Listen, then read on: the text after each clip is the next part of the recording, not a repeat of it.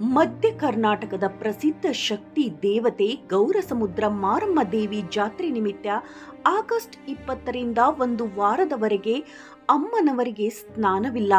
ದೇವಾಲಯದಲ್ಲಿ ಗಂಟೆ ಹೊಡೆಯಲ್ಲ. ಸುತ್ತ ಹಳ್ಳಿಯ ಜನರು ಸಹ ಒಂದು ವಾರ ಸ್ನಾನ ಮಾಡಲ್ಲ. ತಲೆ ಕೂದಲಿಗೆ ಕತ್ತರಿ ಇಲ್ಲ. ಕ್ಷೌರ ಕೂಡ ಮಾಡಿಸಲ್ಲ. ಇಂತಹ ವಿಶಿಷ್ಟ ಆಚರಣೆ ನಡೆಯಲಿದೆ. ಸೆಪ್ಟೆಂಬರ್ 3ರಂದು ದೊಡ್ಡ ಜಾತ್ರೆ ನಡೆಯಲಿದೆ. ಆಗಸ್ಟ್ 20ರಂದು ಗೌರಸಮುದ್ರ ಗ್ರಾಮದ ಹಿರಿಯರು ಊರಿನ ಸಾರಾಕಟ್ಟೆ ಬಳಿ ಎಲ್ಲರೂ ಕುಳಿತುಕೊಂಡು ಜಾತ್ರೆ ನಡೆಸುವ ಕುರಿತು ತೀರ್ಮಾನಿಸಿದರು. ಮೊದಲಿಗೆ ಅಮ್ಮನವರ ಗಂಟೆ ಧೂಪದೊಂದಿಗೆ ಕಟ್ಟೆಯ ಮೇಲೆ ದೇವಿಗೆ ಇಷ್ಟವಾದ ಬೇವಿನ ಸೊಪ್ಪನ್ನಿಟ್ಟು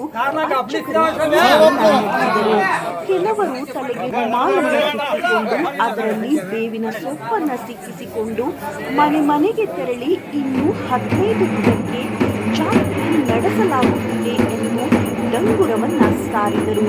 ಬಳಿಕ ಊರಿನ ಪುಟ್ಟಿ ಕಲ್ಲಿಗೆ ಪೂಜೆಯನ್ನು ಸಲ್ಲಿಸುವುದರೊಂದಿಗೆ ಜಾತ್ರೆಗೆ ಚಾಲನೆ ದೊರೆಯಿತು.